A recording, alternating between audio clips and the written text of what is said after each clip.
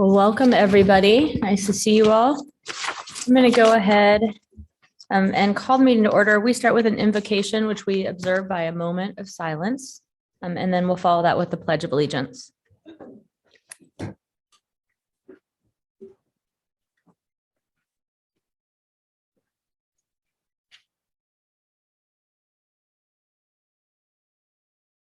I pledge allegiance to the flag of the United States of America and to the republic for which it stands, one nation, under God, indivisible, with liberty and justice for all.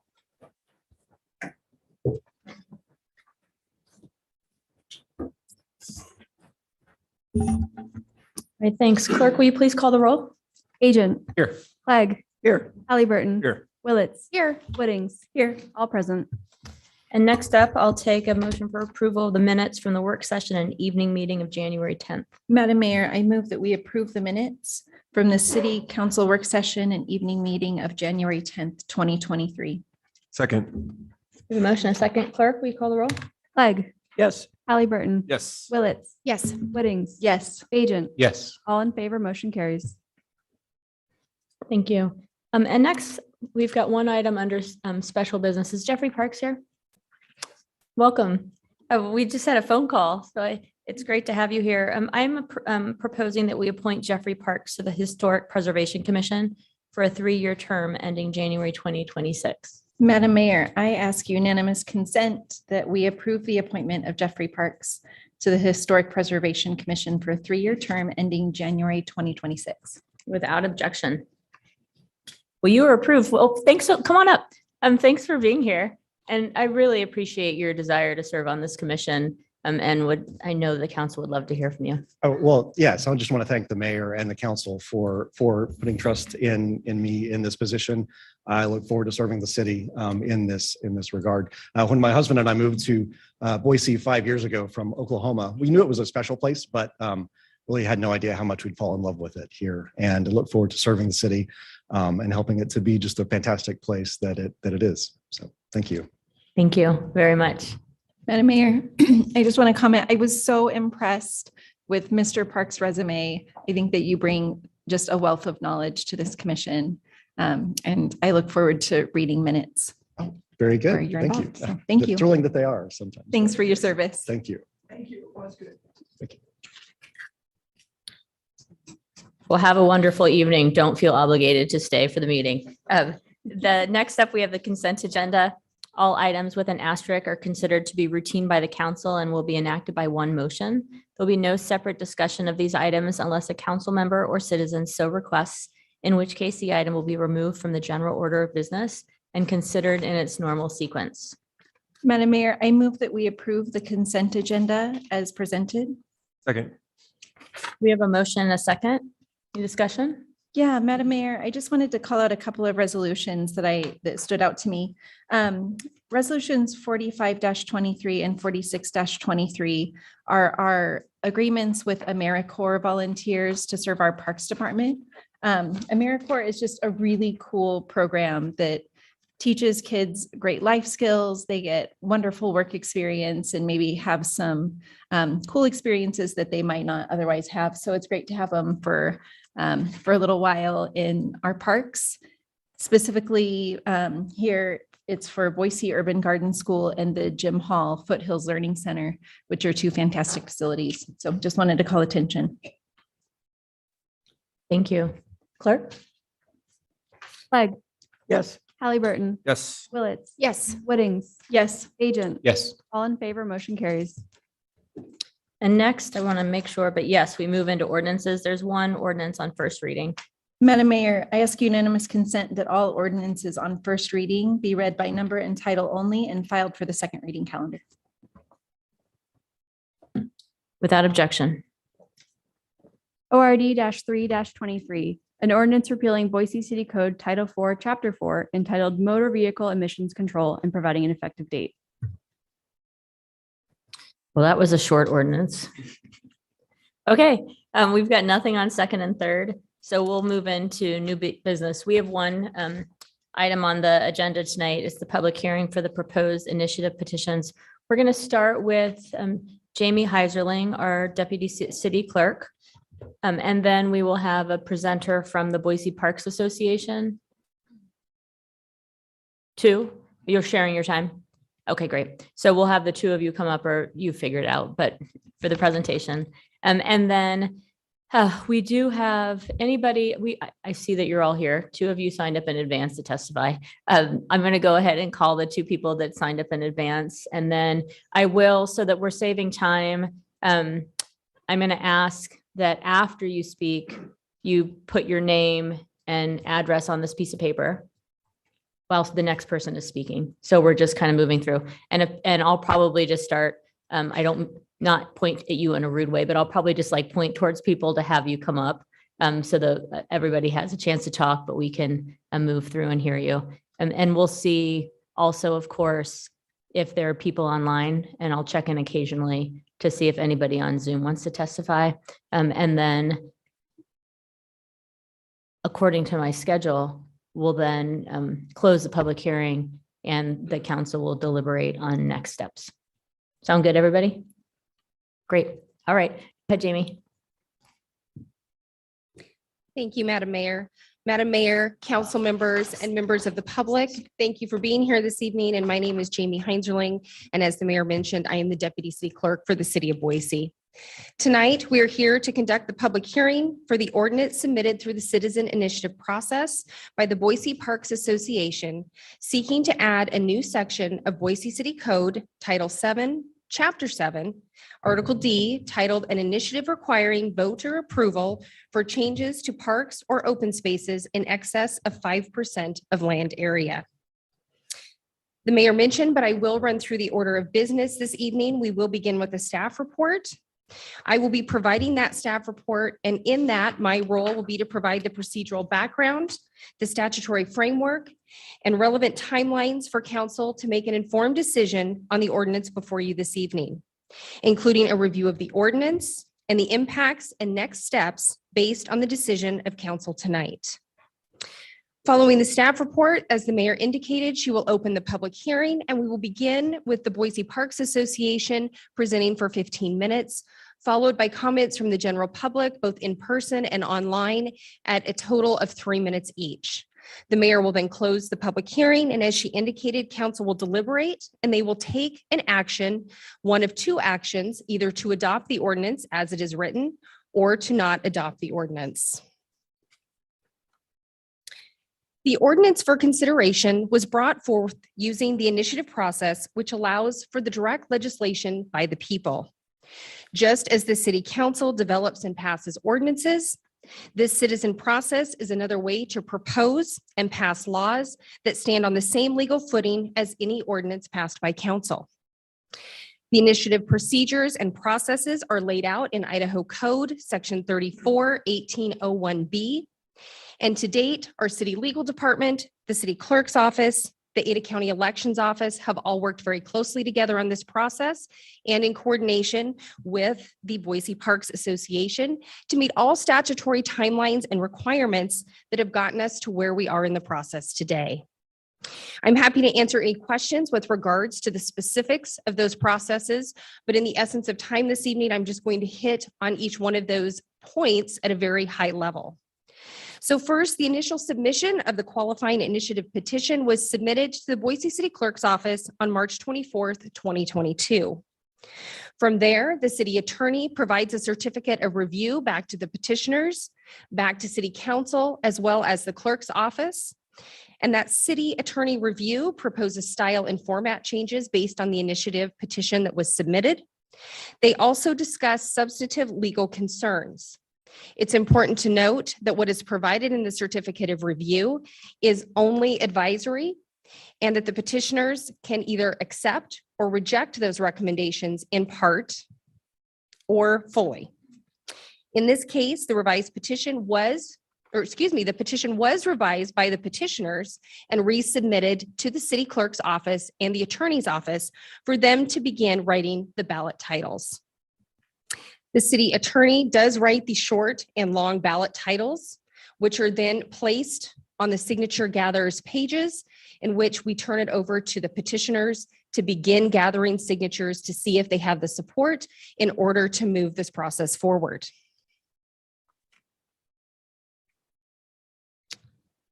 In order for the petition to proceed, to the ballot, it is required the petitioners gather a very specific number of signatures. They must gather 20% of the qualified electors who voted in the last general city election in November of an odd numbered year.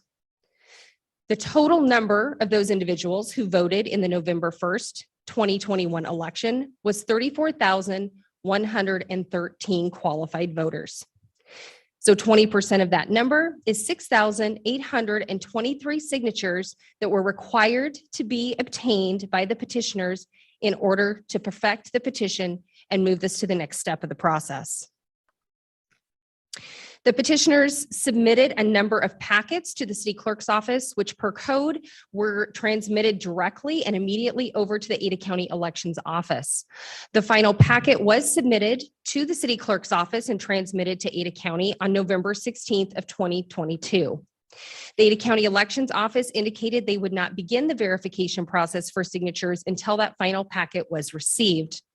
That November 16th date started the clock for the Ada County Elections Office, who then had 60 days to in fact verify the petition signatures to see if the number of required signatures was obtained.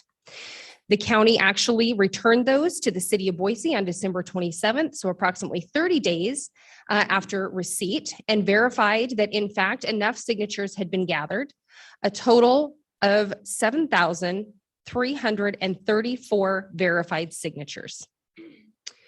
Based on that December 27th date, the city now has 30 days in which to legally notice and conduct a public hearing in which to consider all of the portions of the actual ordinance itself that is being presented. That really brings us to where we are here today. Just a quick note, and I'm sorry this is too small to see. The great news is that this is all available on our elections website, but this is the final report that was provided by the Ada County Elections Office back to our office, which indicates how many valid signatures there were. And out of those that were collected that were not valid, the basis on which those were rejected. Additionally, we have the certification of signatures also available on our website. So now that we have reviewed all of the legal requirements, timelines, and submission process to perfect the petition, what I would like to do is review the very specific language of the petition so we are all starting from the same standpoint and we understand what is being presented for discussion this evening.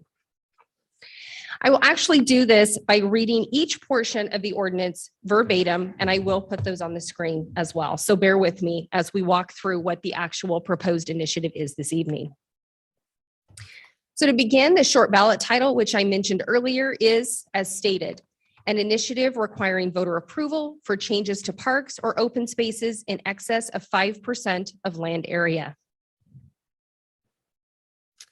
Section 7-71 is the statement of purpose, and there are 4 points within the statement of purpose in the ordinance. The order in which I will read these is not necessarily the order in which they are laid out in the ordinance, but they are all within the statement of purpose. So the first one on your left is studies show that parks and open space promote public health by providing places to walk and exercise, thus increasing physical activity and reducing stress. The second, preservation of Boise's unique natural heritage not only protects the quality of life of all Boise residents, but it also promotes tourism. Boise's parks are therefore important to the economic development and stability of businesses and their employees alike. Given the importance of parks and open spaces to the physical and mental well-being of Boiseans and of the economy of the city, the disposal, sale, or change in use of parks and open space should be done only with care and with the consultation of the city's electorate. Parks, wildlife habitat, and open space are vital to the quality of life of children, adults, and seniors in Boise. As the city's population grows, the importance of parks and open space for Boise residents also grows. Moving into the definitions section, there are 4 definitions that are laid out within the ordinance. The first is change in use. It is defined as any action taken or considered by the city to modify the zoning, land use, or park or open space designation of any park or open space as defined herein. The second definition is that of land area, defined as the area of land of a specific property at the time it was acquired by the city. Open space is defined as any and all lands owned or maintained by any Boise City department that are designated, dedicated, or otherwise restricted to uses consistent with open space at the time of or subsequent to enactment of this Article 7-7D.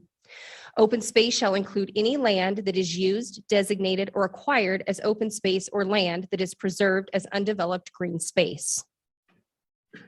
The last definition in the ordinance is park, which is defined as any land, any and all lands, buildings, facilities, reserves, or open space, sports complexes, swimming pool grounds, golf courses, game fields, cemeteries, playgrounds, skateboard parks, BMX facilities, zoological and or botanical gardens, trails, and other general or special use outdoor spaces, including Boise River Greenbelt, that are owned, operated, or maintained by the city of Boise, or specifically in the inventory of park properties at the office of the director of the Boise City Department of Parks and Recreation, or his/her designee at the time of or subsequent to enactment of this Article 7-7D. This is followed by a section 7-7D-3 public vote, which states, notwithstanding any rule, regulation, ordinance, or law, the city shall not sell, trade, dispose, transfer, gift, or change in use of any park or open space in excess of 5% of its land area unless the city council determines it is in the public interest by submitting any such proposed action to the qualified electors of the city. The results of the election regarding such proposed sale, trade, disposal, transfer, gift, or change in use shall inform the city council's public interest determination. Section 7-7D-4, public approval.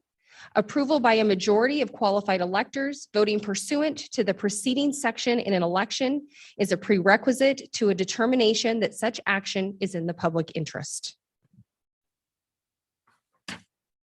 The next section is exemption for eminent domain, which states this Article 7-7D shall not apply to any successful eminent domain proceeding in a court of competent jurisdiction or any other final order from a court of competent jurisdiction, provided, however, that the city takes action to oppose such condemnation and participates in the defense of such eminent domain proceedings in all administrative and trial court proceedings related to such condemnation.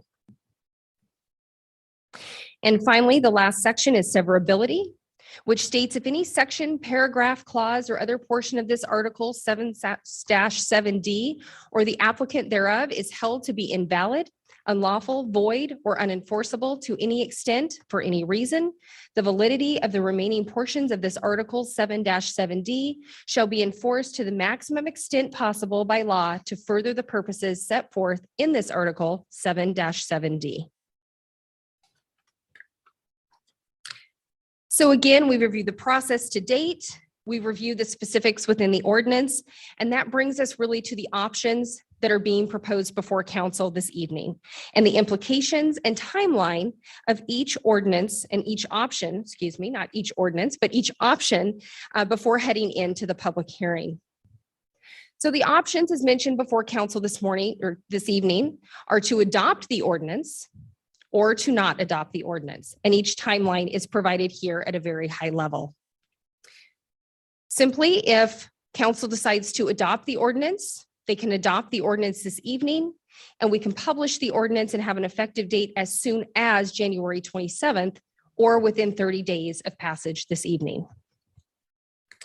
Alternatively, if the council determines that they do not want to adopt the ordinance this evening, then it would be published, or excuse me, if they decided not to adopt the ordinance this evening, it would simply proceed to a vote and be placed on the November 7th ballot.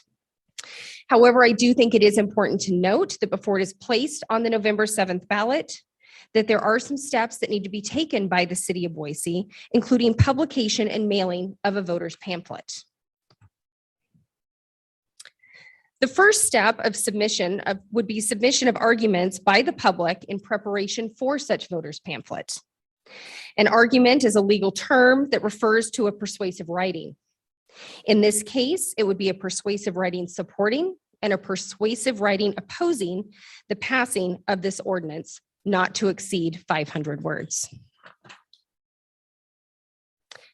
If more than one argument is received by the city of Boise, it would be up to the city clerk's office to determine which one would be placed within the actual voters pamphlet. In selecting an argument, the city clerk is required to give priority order to those arguments that are submitted.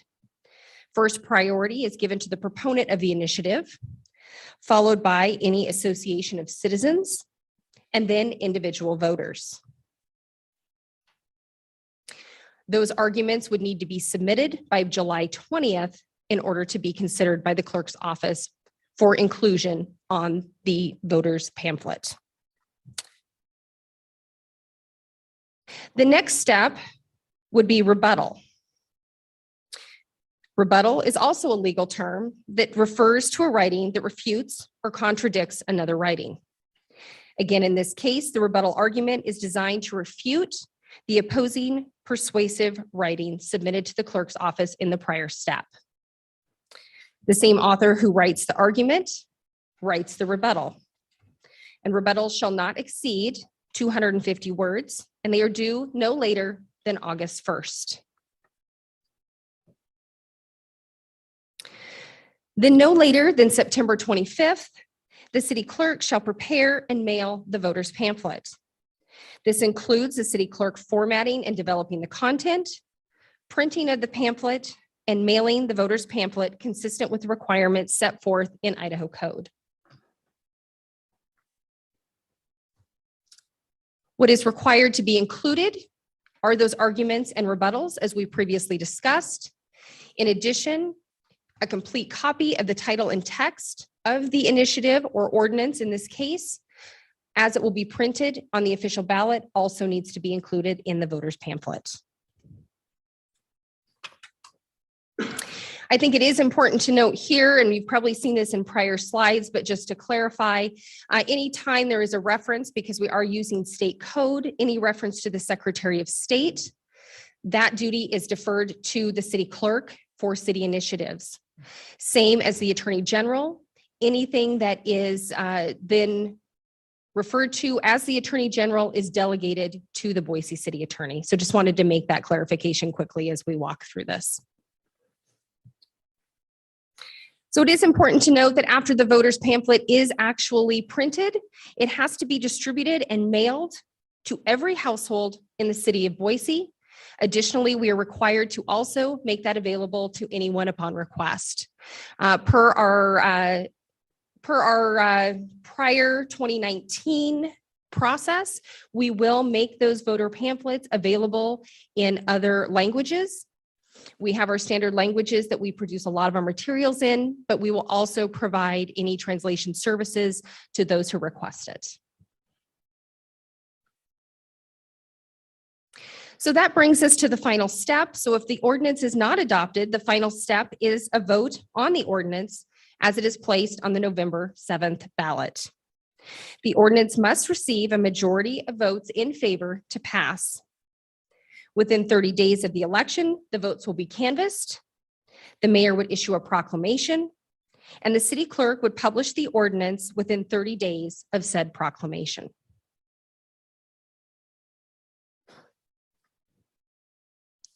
So, Madam Mayor, council members, that brings me to the public hearing portion of this evening.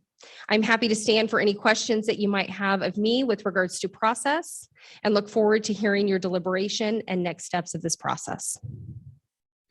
Thank you. Any questions for Jamie? All right, we will hear from Katie Fight first.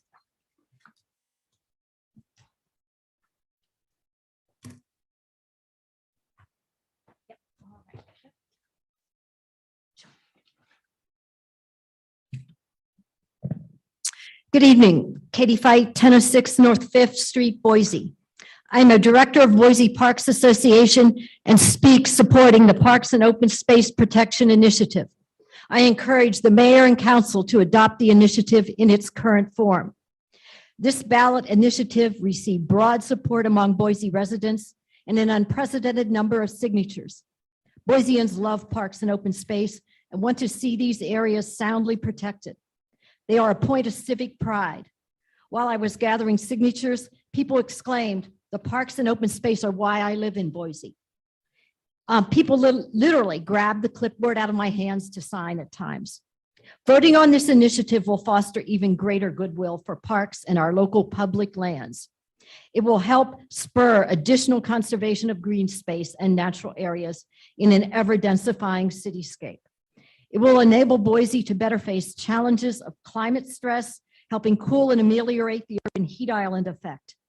Research shows that urban trees store carbon dioxide, keep cities cool, reduce air and water pollution, and boost mental health and community well-being. Tree-filled spaces help combat depression and enhance child development. Boise parks are a mecca for folks from across the Treasure Valley and beyond. Our success with the petition effort demonstrates that we are acting in the best interest of the public and future generations. Resounding support by Boiseans shows they agree that public parks should be protected, kept whole, and preserved for public enjoyment of myriad activities as places for children learning sports, daily dog walks, meeting with neighbors, playing music, exercising, relaxing after work, nature study, a balloon festival or pride event, impromptu picnics, scout troop activities, and so much else. The Parks Protection Initiative also protects publicly owned open space zoned lands.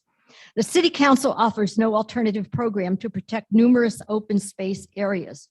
It is a serious concern that the city is now proposing to amend zoning of some open space properties to permit development on public open space lands, as shown in the draft zoning code rewrite. Nearly all of Boise's 5,000 acres of foothills reserves are located outside city limits within our beautiful foothills. The first foothills bond, widely embraced by Boise voters, was a visionary effort by city leaders to protect open space. That $10 million levy was used to protect land in the Dry Creek West Foothills Complex, Halls Gulch Military Reserve, and the Table Rock Warm Springs areas. The Boise Foothills Open Space Campaign was led by Lauren McLean with the support of then Mayor Brent Coles and hundreds of volunteers. Environmentalists, recreationalists, and Boise voters who approved 2 foothills and open space levy bonds agree that there is a great public value to open space lands and they must be preserved and protected from development now and in the future. When you look at those hills, it's so beautiful. It's our home. It symbolizes so much of why we live here and the quality of life that this entire community has said tonight we're wanting to preserve. Those were now Mayor McLean's words over 20 years ago when the first levy passed. The loss of open space is an inexcusable environmental choice for the city of trees. It will cause permanent loss of wildlife habitat and biodiversity. With current escalating development pressures, city-owned open space lands provide ever more important refugia for wintering mule deer, raptors, and migratory songbirds. They are important for biodiversity conservation and rare plant survival. Loss of open space would also trigger poor water quality, as undeveloped open space naturally absorbs runoff, reducing sediment and pollutants entering water. Loss of natural vegetation areas that help improve air quality would also mean loss of areas for noise mitigation and loss of quiet places where people can relax from the din of traffic. It would also result in reduced groundwater recharge and increased flood risk in some areas. It would also worsen Boise's net carbon footprint, harming the city's climate goals. And I really can't overestimate how important having ample outdoor areas and green space are for children and adult health and well-being. The city's own website states, the City of Boise open space reserves are a diverse group of protected properties, each of which represents significant ecological, historical, recreational, or cultural value to our community. Together, they form strong connections to our natural environment and are worthy of lasting conservation. Simply stated, our open space reserves are the special places we go to reflect, to play, to learn, and to live. The city lists wellness and recreation, ecosystem health as great values of our parks and open spaces. The public supports this initiative, and we need to keep our local public lands in public hands. So I urge you to adopt the initiative and protect these irreplaceable places.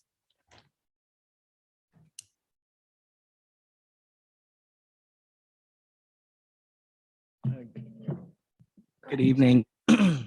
Good evening, Madam Mayor and Council. First, I'd like to thank the Office of the City Attorney and the Office of the City Clerk for their diligent help helping us shepherd this through the process. I'm David King. I live at 1816 South Rustic Mill Place in Boise. I'm a director of Boise Parks Association. I support the initiative, and I encourage the mayor and council to adopt it in its current form. While with the population growth in our area and the potential for upzoning of properties, parks are needed even more for the physical and mental well-being of Boiseans and to ensure that our youth have fields on which to play. This initiative protects all city parks, ensuring equity across the city. Boise's highest growth is projected in the Central Bench and Southwest Boise. Parks are vital to the quality of life of children, adults, and seniors in Boise. As the city population grows, the importance of parks also grows. Parks promote public health by providing places to walk and exercise, increasing physical activity and reducing stress. Preservation of Boise's unique natural heritage not only protects the quality of life of all Boise residents, but it promotes tourism, and it's thus important to the economic development and stability of Boise. Given the importance of parks, the disposal, sale, or change in use of parks or open space should only be done with care and consultation with the electorate. The city's current deed restriction program is purportedly intended to preserve parks, but it was announced in March of 2022 only after becoming informed of a ballot initiative to protect parks. Deed restrictions and covenants are legally and politically insufficient to protect parks because the city can and will terminate them.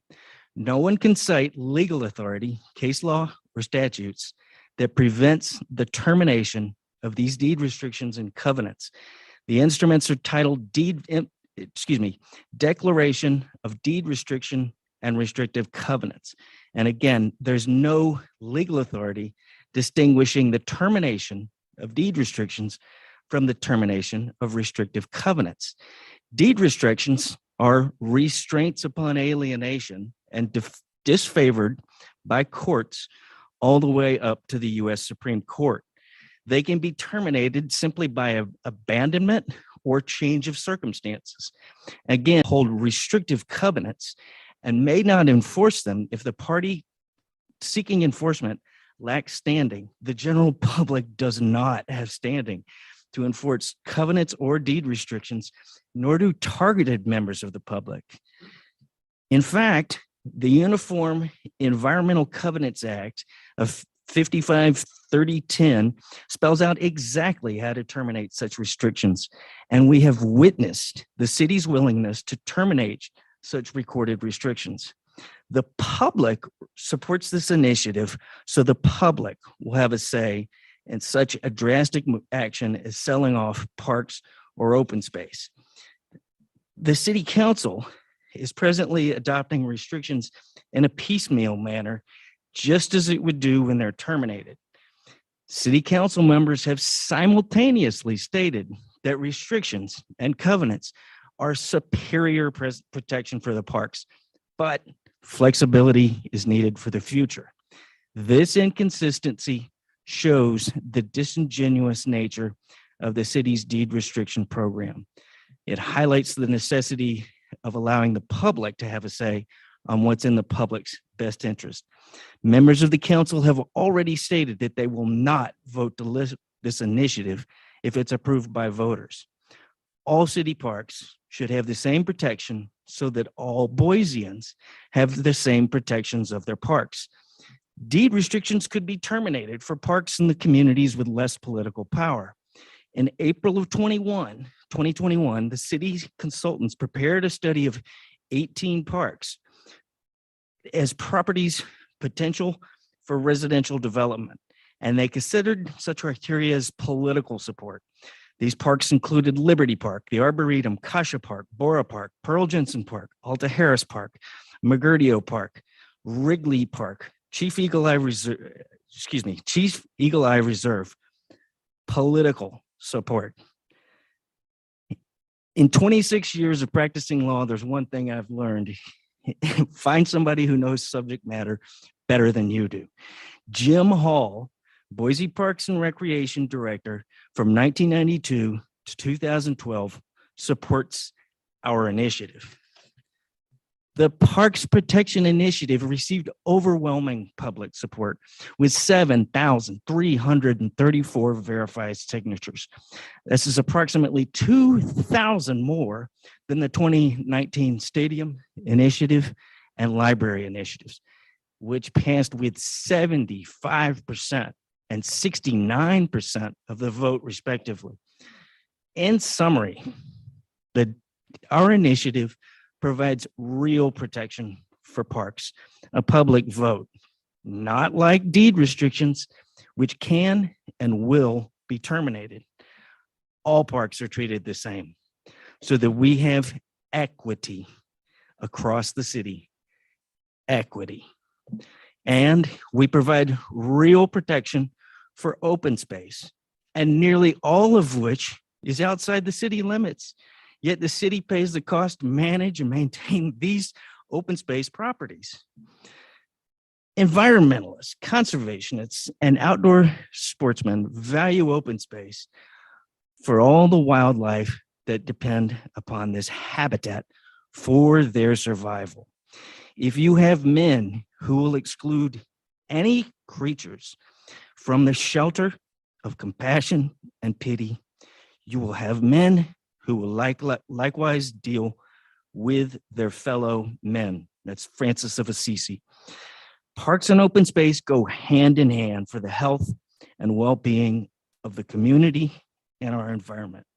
This is why the Parks Protection Initiative is needed and the public supports it.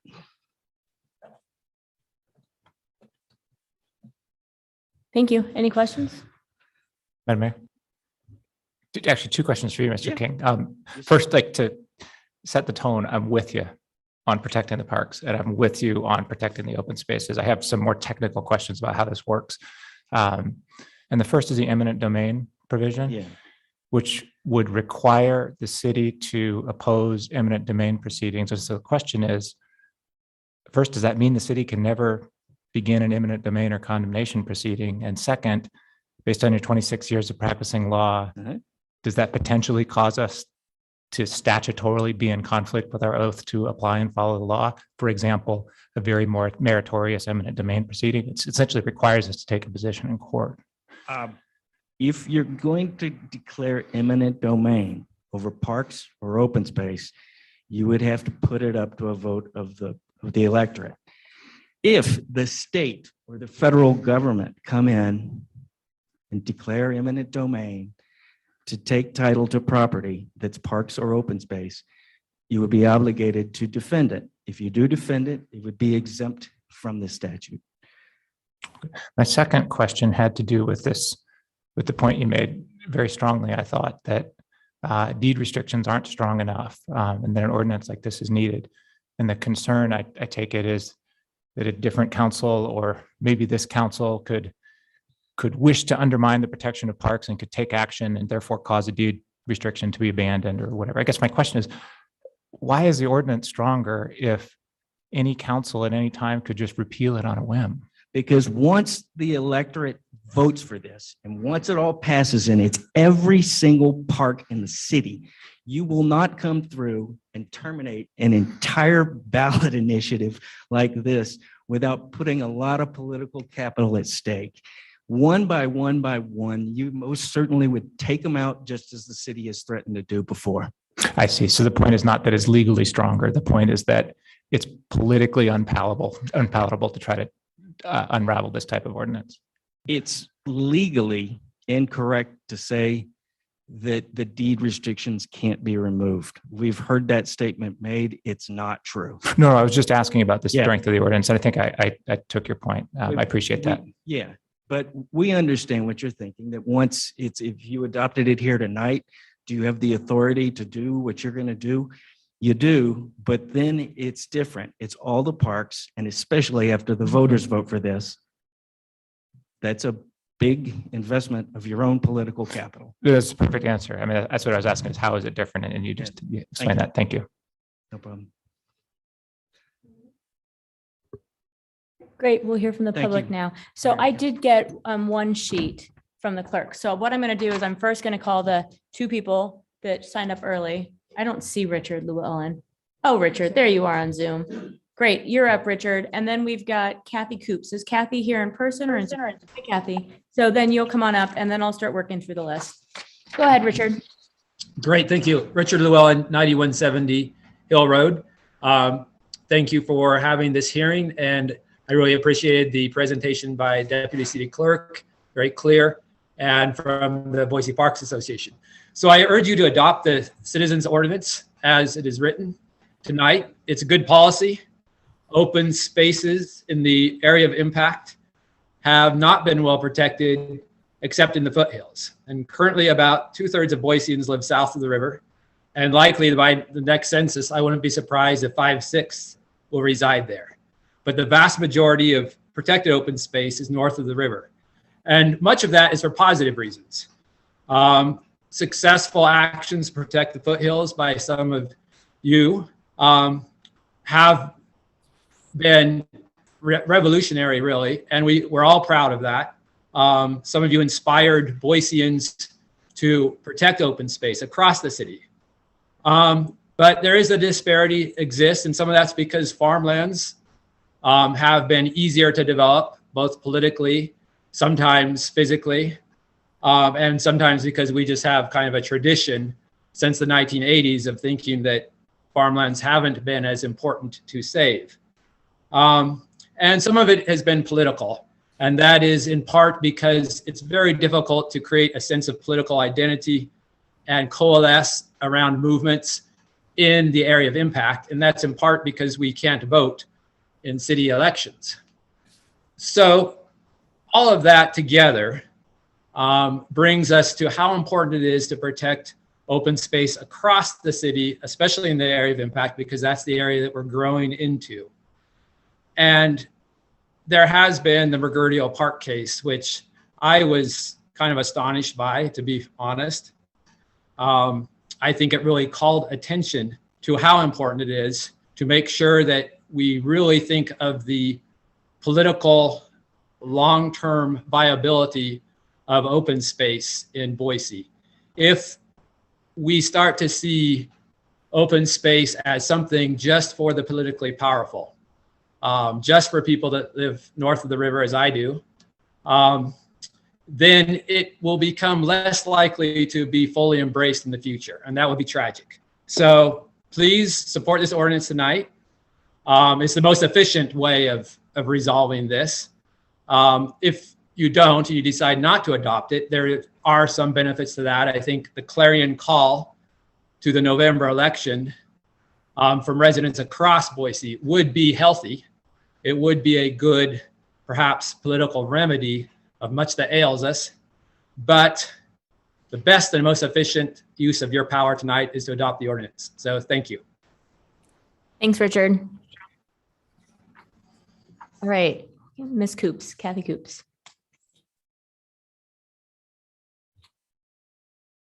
Quick question for you. I just have a short statement myself, but just before I left the house this evening, somebody emailed me a letter that they wanted me to read. Should I do those separately? No, actually, you can't. Okay, I'll just do it together.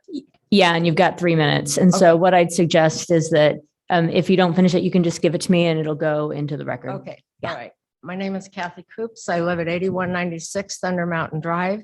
I am 100% in favor of the Parks and Open Spaces Initiative. And at this time, I would like to read a letter that was just sent to me this afternoon by Lee Riley, CEO of Idaho Rush Soccer Club. I am writing today to express a categorical support of the Parks and Open Space Protection Initiative and to ask that the mayor and council adopt the initiative in its current form. When voters are included in the decision-making and planning around parks and open space, it helps to build a sense of ownership of these spaces, engendering a sense of community attachment. At a time when Boise has seen unprecedented growth, it is more important than ever to support and build additional parks and open spaces. City parks and open spaces provide myriad benefits to the community, improving physical and psychological health, strengthen communities, and these all make Boise a more attractive place to live and work. Perhaps more than any other public investment, parks and outdoor spaces appeal to citizens of all ages, cultures, and socioeconomic classes. Whether you're on a picnic with your friends and family, walking your dog, or playing soccer, parks and open spaces promote physical activity and improve mental health. A CDC report indicates that promoting open spaces like parks for physical activity for residents who exercise at least thrice a week has increased by 25%.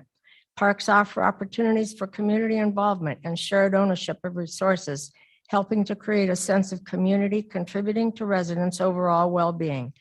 As the head of Idaho Rush Soccer Club, I have personally witnessed, especially over the 10 years, the increasing demand on public parks.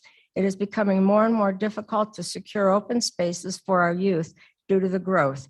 We are all working together to share the spaces that already exist, but worry that one day we won't have a place for our youth to play. In conclusion, Boise City and its leadership have done an amazing job, in my opinion, of making Boise one of the best places to live in the United States because of its parks and open space. It is imperative that you, as elected officials, value these spaces and continue to support and adopt policies that will protect them. Sincerely, Lee Riley, CEO, Idaho Rush Soccer Club. My own brief comment is, if the city values the voters' wishes, then you will also be in favor of this initiative. As I was someone who went out and got many, many signatures at various locations all over the city of Boise, and I can tell you that the vast majority of Boise voters are overly in favor of this initiative. So I would encourage the mayor and city council to adopt this initiative in its current form. Thank you. And Thank I have you. a copy of this letter. Yeah, and I'll give it to the clerk so it's part of the record. I appreciate it. So now I'm going to start calling people multiple names in a row. And if I call you, please come on up and sit in the front row. First, we're going to have John Gannon, and then Esty, and then David Miville Deschennes and Amy Russell. Please just head up on here and then I'll have you cycle through. Welcome, Representative. Thank you. Thank you, Mayor and Council. John Gannon, 1104 Johnson Street, Boise. No public body should ever fear its voters. Instead, we should invite the public to participate in the important and difficult decisions that we make. The direction and future of public property in Boise is an important and challenging decision, especially with the growth pressures we will see as Micron and other companies add thousands of jobs to this community. Open space and parks are primary characteristics of Boise living. They stand in contrast to the congestion and difficult living experiences we see in other metropolitan areas. We cannot lose what makes Boise special. Before proceeding, I want to acknowledge Mayor McLean's efforts to preserve our parks and open spaces now and in the future. I appreciate placing deed restrictions on various properties, but unfortunately, grantors of restrictions sometimes can remove them. So I see requiring a public vote as supplementing these efforts and adding an extra layer of protection for what makes Boise special. And that includes places like the Mergerdio Recreation Area, includes our Warm Springs Golf Course, and of course, it includes our precious foothills. I've lived in Boise for 40 years, and today the Greenbelt and foothills are becoming more and more congested. I hike up Table Rock in the summer, And on Saturdays and Sundays, it's a constant stream of people going up. Today, Ann Morrison Park is packed on weekends. Even the new Molinar Park on Maple Grove is often full. And they will get more congested as we grow. I can honestly say that if McGurdio had just modest improvements like a bike jogging path, shade trees, and a few picnic tables, I would use it. And there's no question that our other parks and open spaces throughout the city are fully used and often congested on the weekends. I encourage you to adopt this ordinance. Preserve the best that makes Boise a special place to live. Preserve the best of Boise for our kids and our future generations. Don't allow Boise to become a congested, difficult city to live in. Thank you. Madam Mayor, I've got a question. Thanks, Representative Gannon, for coming today. I've got a question about kind of your thoughts on what change of use means. Just because you sort of brought it up in regards to McGurdio Park, if it had a bike path, had a couple things going through it, which I agree would be wonderful. So if those things were in there and then the whole thing was developed into a park, or if it went from being an open space or if it went to being a park, I guess I'm trying to see what your thoughts are. Is that considered a change of use? Would that take a vote to actually change the way that we were using that area, since more than 5% of it might be changed? My understanding, and I don't have the exact language in front of me, but my understanding, Ms. Mayor and City Council Member Halliburton, my understanding is, and I think the intent was, that if it's used as park, as a recreation area, park, open space, that's all kind of, that's in the same kind of use. Now, if you were to take 10% of a park and use it as a fire station, or as a some other, or just sell it to a developer or something, that would be a very material change in use. But it's not my understanding, and I don't think it was is the intent to affect if it was more of a recreation area. McGurdio was more a recreation area as opposed to greened up 160 acres. I wouldn't think that would be a change in use. That's certainly not the intent. I appreciate your feedback with that. Thank you. Thank you. Thanks, John. Welcome. Hello. My name is Esty LaFrenz, and I live at 7604 West Thunder Mountain Drive. I am here to encourage the mayor and city council to adopt the Parks and Open Space Protection Initiative as it is written in its current form. It is admirable that the city has implemented deed restrictions on park properties within the city of Boise, but we know that those deed restrictions were never meant to be permanent. Those deed restrictions have been easily placed onto park properties and can just as easily be removed at any time in the future if a future city council so chooses. So I want to be clear that our Parks and Open Space Protection Initiative can easily integrate and work together with the newly created deed restrictions. Our initiative will provide public input by allowing a vote of the people to give any future city council a clear understanding of what is in the best interest of the city. It provides an overall sense of security in knowing that the decision to dispose of public lands will be guided by a public vote. I have worked as an environmental engineer for the last 24 years. As such, I focus my energy to preserve and protect our environment and the community in which I live. Parks and open space are an integral piece in the health and well-being of our community. I have worked hard to ensure that the park sites and open space lands that were set aside in the past will be protected now and for our future generations. I know that my goals are aligned with your goals because I have participated as a tree captain volunteer with the City of Trees Challenge, sponsored by Councilwoman Clegg. And I assist the industrial community in developing environmental sustainability plans, which will directly impact our city's carbon neutral by 2050 climate action roadmap led by Mayor McLean.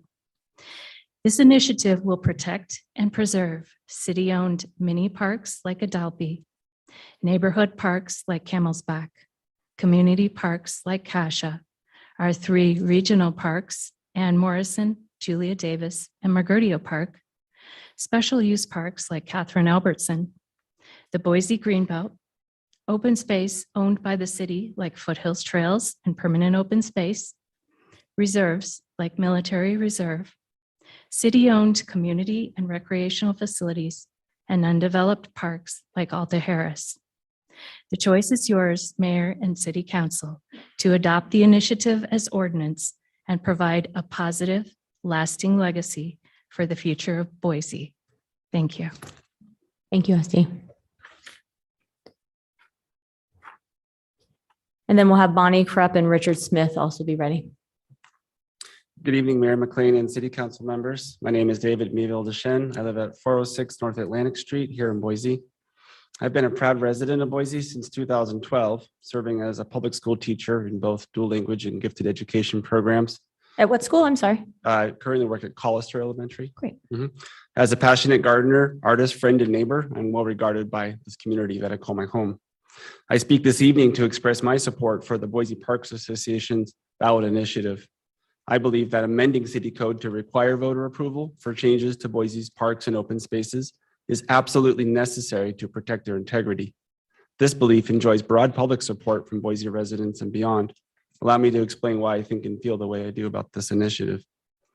I became involved with the Boise Parks Association in the ballot initiative this past spring after learning about decisions being made by the city contrary to the development of Marguerito Park, 163 acres of land set aside by the city of Boise in 1993 as a future regional park.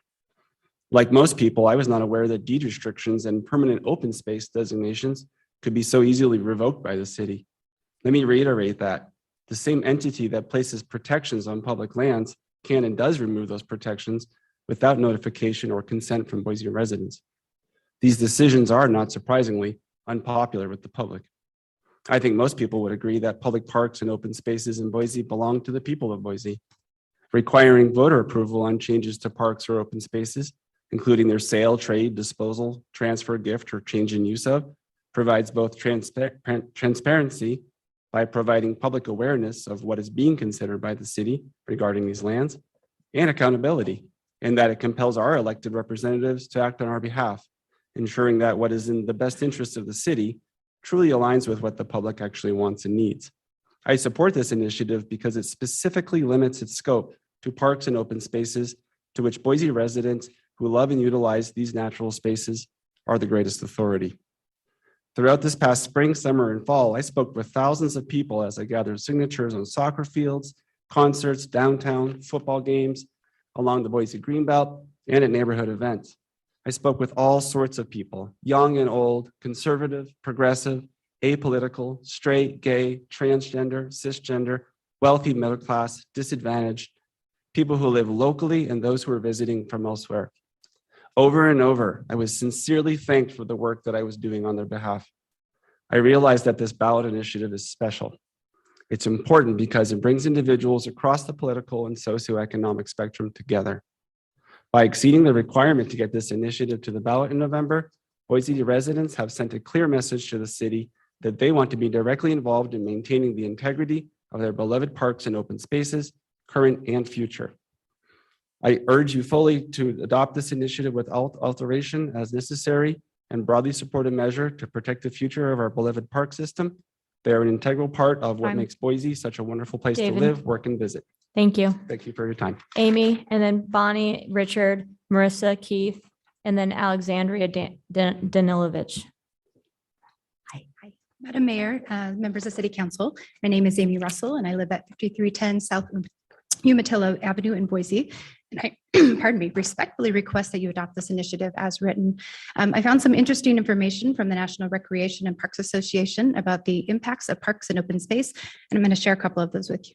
There's been several studies that have confirmed that separation from nature is detrimental to human development, health, well-being, and that regular contact with nature is required for good mental health. Scientists in the Netherlands found that people who lived in residential areas with the least green space had a 44% higher rate of physician-diagnosed anxiety disorders than people who lived in the greenest residential areas.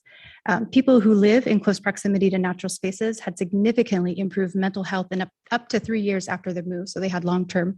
And the use of green space is associated with decreased health complaints, improved blood pressure, cholesterol levels, reduced stress, improved general health perceptions, and a greater ability to face problems. And that's just the human impact. Obviously, there's huge environmental impacts too, that habitat loss has a consistent, strong, and negative effect on biodiversity.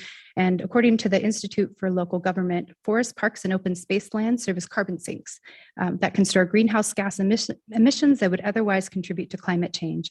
The trees, plants within parklands and open spaces remove carbon pollution from the air that we breathe. But the truth is, I know that you guys already understand this, and I know that you guys value our parks and our open spaces just as much as we do. And it makes Boise a wonderful place to live.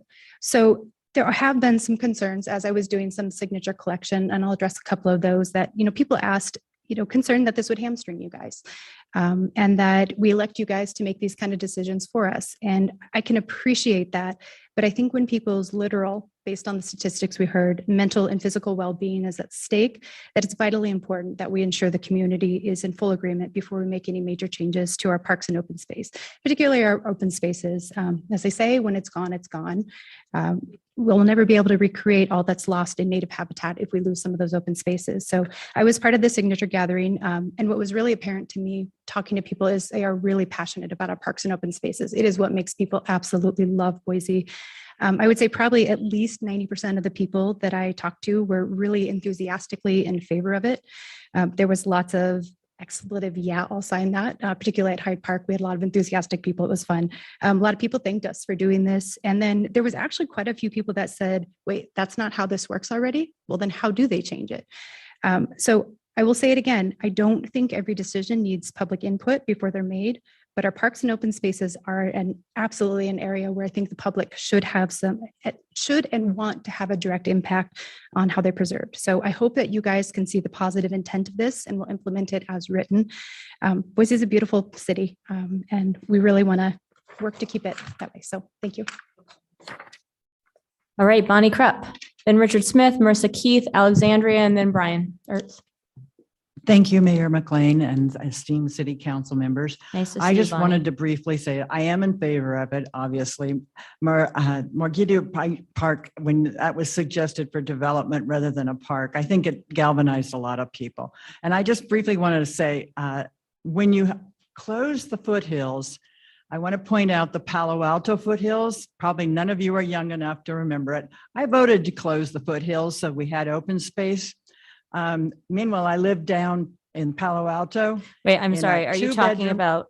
one bath apartment? Are you talking what I'm about? saying is basically when you can't sell off pieces of parks when you want to close the foothills, there's no place to go. It turns into a disaster. So the more foothills that are closed, the more we need parks around smaller communities. It just makes it much easier to take a child, to take a stroller, to go to a park and run around and chase, whatever, play ball. So I would suggest that this initiative would be very helpful. I think you would have a lot of power to direct our initiative forward, but that's that's in your ballpark, and we'll see. Thank you. Thanks, Bonnie. Richard, Mr. Smith, welcome. Thank you. Good evening, Mayor McLean and members of the council. I don't have anything extensive to add to the testimony we've heard so far. Mostly my personal opinion that the last few years, life in Boise has become a lot noisier and a lot more crowded and a lot less attractive than it was just a few years ago. I live in an area that's been developed a long time ago, and they were supposed to have a park and never happened. I wish there were a park near me. So I do hope that we save open spaces for future residents, of which there seem very likely to be very many of them.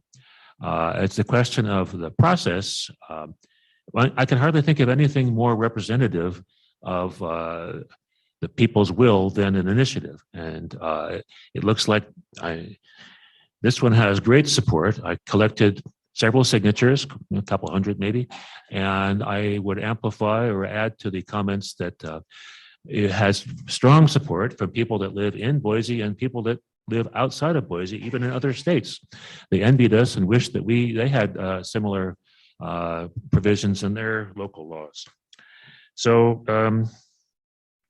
I do hope that you pass this resolution and adopt it as an ordinance, and for the sake of the present residents and the future residents, and as a generally example of good governance. So thank you for your time.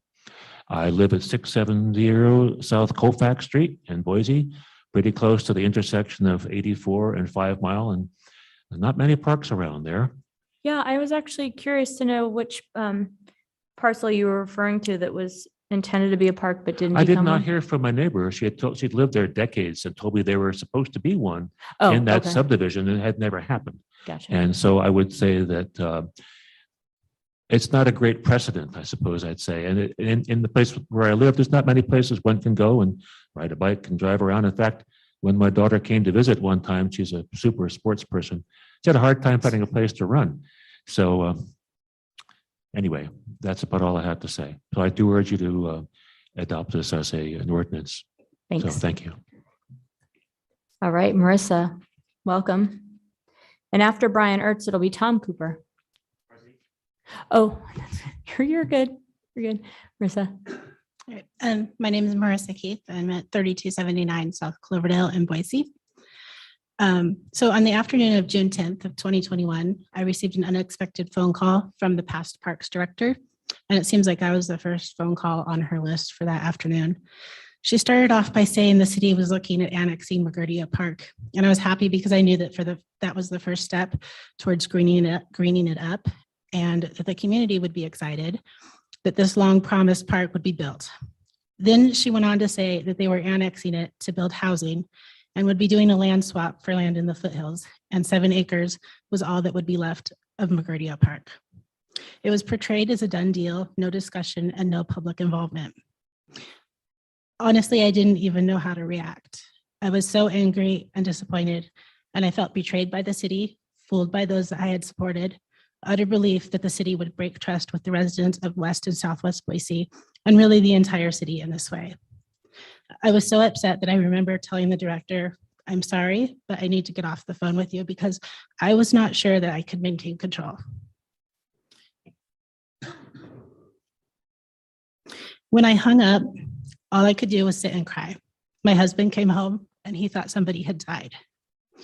Many residents across the city felt that way when they found out about LaGuardia Park. And after a moment of shock, they rallied and formed groups and began a fight to save that park.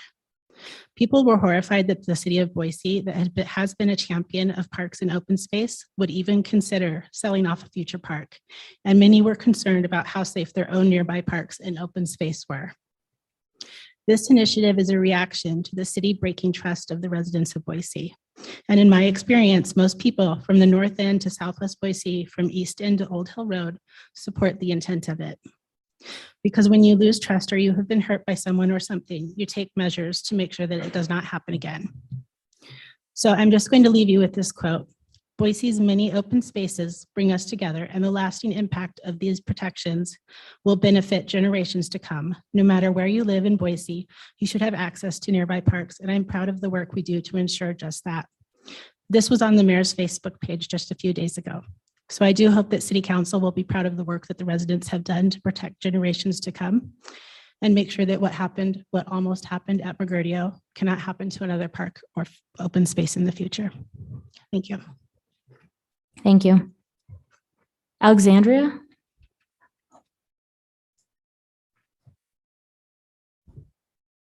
I saw you running out. I was afraid that something was wrong or you needed to pay your meter. I wasn't sure. Well, I am pregnant, so a little bit of nausea has happened, but Congratulations. You need some thank you. water? No, I'm good right now. Thank Okay. you. I do appreciate it. I have a bottle, Okay, actually. all right. Okay. Hopefully I can answer your question, Council Pro Tem Halliburton. But good evening, and thank you for allowing us the time to speak. My name is Alexandria Danilovich, and I live at 8566 West Thunder Mountain in Boise. I come before you this evening as a representative for Friends of McGurdio Park. So I am one of those groups. I'm here to vocalize my support for the Parks Protection Initiative, and please adopt the ordinance as is originally written. As the city endures growing pains, this ballot initiative is absolutely crucial to protect Boise-owned parks and open spaces. As we have seen in the past 2 years, just because a piece of designated open space or parkland has restrictive covenants on it, doesn't actually truly protect it. Unfortunately, we saw this with the McGurdio Park property, which not only has restrictive covenants, it has the grant of avigation easements, and it went through the process of being officially set aside as another regional park, such as Ann Morrison, another crown jewel of Boise. Restrictive covenants for McGurdio Park, and this is where I hope to answer your question. There shall be no residential development on the property. There shall be no commercial or industrial uses or development on the property other than recognized sports and recreation facilities and programs operated by or contracted to be operated by Boise Parks and Recreation Department. Water rights associated with the property shall not be transferred, but may be leased on a year-to-year basis when not being fully used on the property. No use of the property shall be allowed that would jeopardize those water rights. The property shall be used in perpetuity as open space and for public recreation and sporting activity, except that it may be farmed. The property shall be burdened with an avigation easement in favor of Boise Air Terminal and Gowan Field, a copy of which is attached. If you guys want it, I have the copy. Breach of any of these covenants shall result in reversion of management and operation interest of the said property to the Boise Municipal Airport. This was dated the 17th day of December in '96. There is also a deed of restriction and covenant for a new park space, apparently, and I apologize if I say this wrong, Adalpe? Adalpe, okay. That's very similar. It just wants to protect the space. However,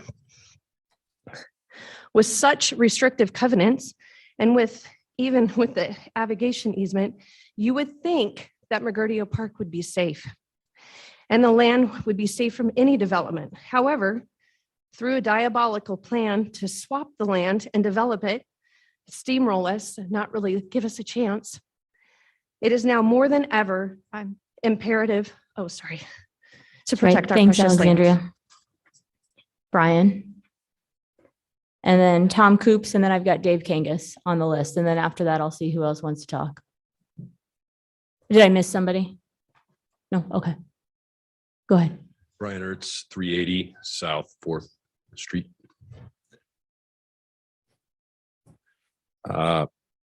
The initiative process arises from the Idaho Constitution, Article 3, Section 1, and extends to the cities by legislative mandate. It is not an inconvenience created by rabble-rousers and malcontents to vex established authority. The initiative process is a mandate significant enough to be embodied in the Idaho Constitution that enables voters to address issues of concern. Sometimes it compels authorities to listen when nothing else will. That's the Idaho Supreme Court, City of Boise versus Keep the Commandments Coalition. So in the Idaho Constitution, we've got several types of decisions that legislators, even themselves, disavowed or suggested that they shouldn't have the authority themselves to make. They're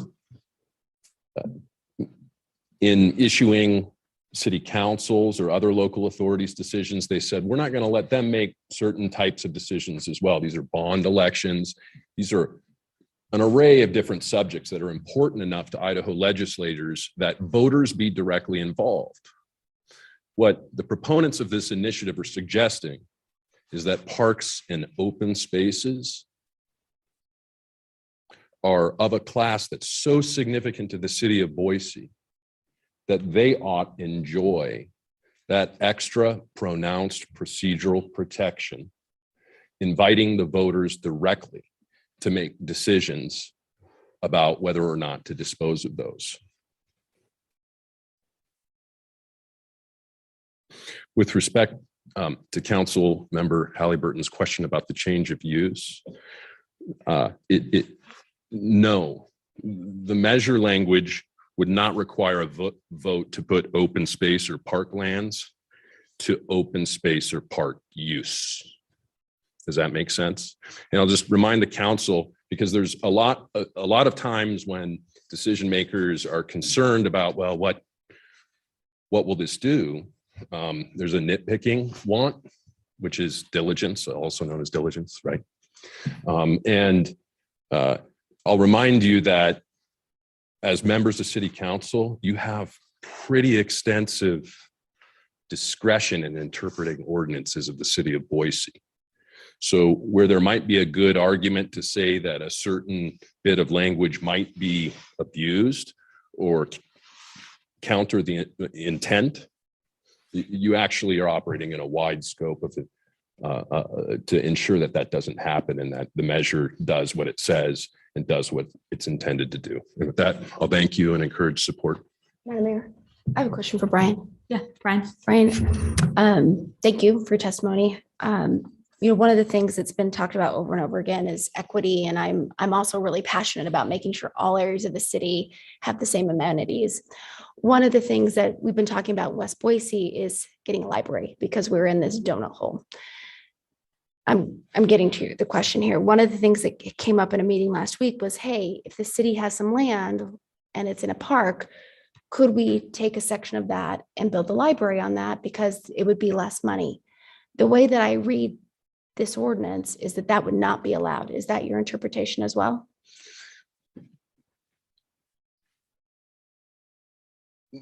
The ordinance, depending on the specific situation, would require that as a procedure, you would have to put that to a vote. Yeah. If it's over 10% of the parcel at issue, or 5% of the Okay. parcel, I'm sorry. 5% of the parcel. Okay, thank you. Sure. Thank you. Tom, I keep saying Cooper, but it's Coops. I'm sorry.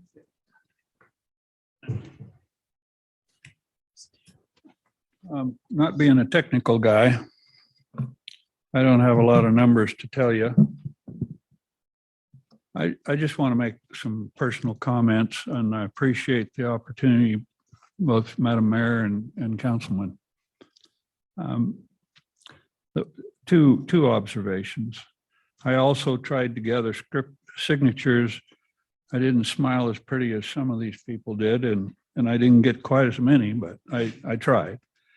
And while gathering those signatures, I was surprised at how enthusiastic so many of the voters were to sign and show support for preserving parks and open space. And they mentioned for the future. You should know that it is important to our city residents. My second point is I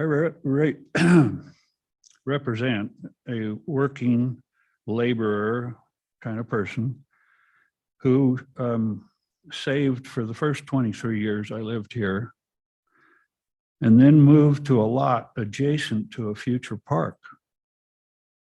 Therefore, guaranteeing me what I love, which is having been raised on a ranch, I like to be able to see something other than a trash can out my window from the neighbor. So I had a park, and I'm living adjacent to a future park, except that that's been jeopardized.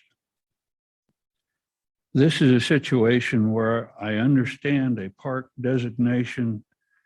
I understood a park designation as a good faith commitment from the city. Therefore, I could invest my biggest investment on the good word of the city and buy that piece of property.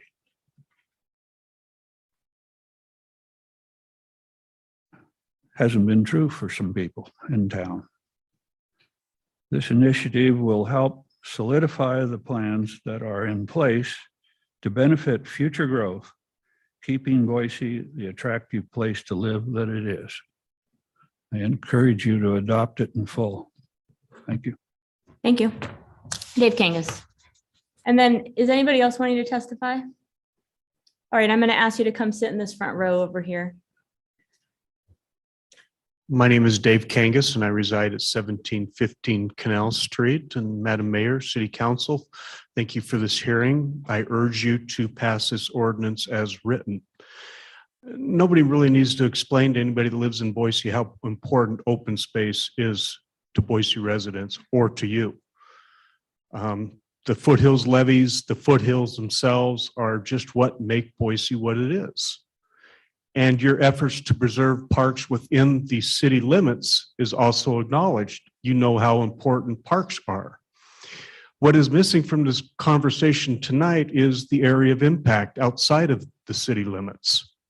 The last time I looked, the area of impact out to Southwest Boise is 46,000 people. The population of Boise south and west of the freeway is over half of Boise's population. It is a little difficult to get from there to the foothills.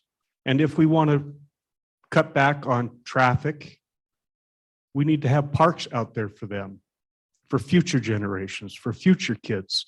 So they have that same opportunity and the same love for Boise that people in the North End have. We have seen what can happen. Yes, you stopped McGurdio Park from being developed. Yes, you've helped with the open space next to Indian Creek Golf Course. But look what happened in Eagle when they elected a mayor. He immediately sold the park without a public hearing. Those kind of things, that is what stirred this effort. And gathering 11,000 signatures is not easy. It doesn't happen with a snap of the finger. It takes a lot of organization, a lot of volunteer work, and a lot of people spending their weekends gathering signatures. So it is important to think about the future generations of Boise. How far is it from Victory out past Lake Hazel to where you have an opportunity for open space like the foothills? There's a lot of parklands in between that the city owns that needs to be preserved for future generations. Sure, you may not have the money to green them up now, but it is so very important that the future generations have that opportunity to figure that problem out. Just like we did with the open space levies to buy the foothills lands. Please pass this as it is written so future generations can have the same opportunity that we have. John Gannon brought up a great point, and it would be great if we could somehow use the clean water levy to make McGurdio Park a wildlands park. I don't know how that would work, but that would be a great opportunity. So please pass it as written and give future generations the same opportunities that each of you already have. Thank you. Okay, we'll just go down the line. Lori.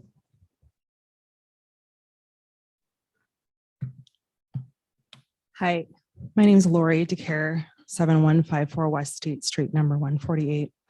I stand here in support of the Parks Protection Initiative, and I urge you to adopt the ordinance as written. As you all likely know, I have been an outspoken advocate for affordable and attainable housing here in Boise for over 6 years. During that time, I've actively appeared before you innumerable times to advocate for the preservation of threatened existing affordable housing, as well as to support the production of new income restricted housing. I have lauded this administration's efforts to step up the production of subsidized affordable housing on city land trust owned land, such as the Adair Apartments, new projects at Franklin and Orchard, Arthur and State, and other potential units that are still in the pipeline. As a longtime renter advocate and renter who has been in the trenches for many years, I wholeheartedly support the city's innovative strategies to get new affordable housing online. However, converting lands purchased as future parks and open spaces is where I draw the line. As we build more housing more densely, the need for recreational lands grows exponentially. In addition, the rising cost of land makes acquisition of future parklands significantly more challenging. Therefore, we should hold on to what we have to achieve the city's benchmark of everyone having a park within a 10-minute walk. Sacrificing park open space to solve a nationwide and multi-pronged housing affordability crisis is, in my estimation, both short-sighted and wrong-headed. The council has a solution to our housing affordability crisis before you right now via the overhaul of the zoning code. The city could recognize the public investment and policy changes via massive upzones for more density in urban and regional areas that generates enormous profits for which can and should be shared more widely. By mandating affordability in exchange for upzones, the city could be addressing its equity problem, provide a constant stream of new income restricted housing with each new apartment complex built, provide mixed income housing across every census tract in the city, and solve for affordability without sacrificing that which marks Boise's unprecedented quality of life, our precious recreational lands. It is a false dilemma fallacy to say that we must choose between green space and more housing. Once we lose green space, we will never get it back. Thank you. Thank you. And sir, I'm sorry, I recognize you, but I don't remember your name. Come on up. Evening, Eric Shulman from the North End, speaking on behalf of my neighbors with 2 legs and 4 legs. Hey, this is a really good thing. You know, basically, you've just had a whole bunch of consultants go out and talk to people about what they thought about your process and how you manage parks. And we came back with a lot of opinions, some of which you've heard here, but mostly the thing that happened to me the most is when I said to people, do you think that they have the ability to always make the best decision towards where the park should be or open space should be kept? And most people said, well, you know, they're under a lot of pressure. I don't really know if they can do that. The thing is that there is a perception to a great extent that the process can be manipulated in order for us to lose open space or parks. And this brings more transparency to it, and as well, a tool for city staff when those opportunities are weighed between development or other use of space, or particularly whether open space should maintain open space or become park space, that we now have a seat in those negotiations. And whatever comes out of that is going to just have to make sense. So if somebody says, oh, we want to put a library in our park down there, and the people get together in that neighborhood and said, yeah, we'd like to have a park built there too. Well, common sense will say, well, yeah, most people will vote for that and say, yeah, we want to have a library there too. So we put faith in you in our process here. We put faith in you to help make good decisions. Hey, let us have a seat at the table, and you deal with the public. You talk to the people all the time. You know we will make good decisions. When this goes through, it just will give you more ability to negotiate for better things, and you can be less of a kind of a negotiation role and maybe more towards the advocacy role. You can start saying, well, you know, when we take this to the public, this is only going to fly if, rather than, well, the lawyers for the other side and the developers and the city laws, et cetera, say that. It gives you more weight to make this a better place. Thank you. Thank you, sir. All right, you're up. Thank you, Madam Mayor and council members. It looks like I'm going to continue the unanimous testimony in favor of this ordinance. My name is Greg Furch. I would like to point out that while I also find it would intriguing of how the positive the vote outcome would be, I would suggest that one benefit of you taking positive action tonight would be to save the taxpayers the printing, the mailing, the distribution costs, and everything that precedes the vote. I would further say that I spent the better part of 20 years living out in the area of Molinar Park, and I agree with Representative Gannon as to how popular or how quickly and popular that Molinar Park became. We were so starved for something like that out there that it virtually immediately became overpopulated. The dog park is highly used. And I would like to point out that I spent 3 years of my 20 years roughly out there as president of the Charleston Homeowners Association. And I was there during the time period where some of our residents might have thought, considered it to be the hostile takeover by the city of our once unincorporated subdivision. And during that time frame and the negotiations and presentations by city members, the Molinar Park was one of the carrots that we were given in order to be, I guess I don't want to necessarily use the word appeased by our annexation into the city at that time, but that was one of the things that was brought up in those discussions. And I see this ordinance as a means to put a little punch behind the concept of promises made, promises kept. And I think that we should go ahead and pass this and make sure that those residents, especially in South Boise, that are, craving recreation areas. It was previously mentioned how difficult it is to get to the north end. And for some of us, it's a 30, 45-minute project just to get to the Whitewater Park, the foothills, et cetera. And preserving, in this case, specifically the McGurdio Park would be very advantageous. And it kind of gives a bulwark to promises made, promises kept concept that we heard back 15, 18 years ago when I was part of that annexation process. So very good. Thank you. All right. Is there anybody online?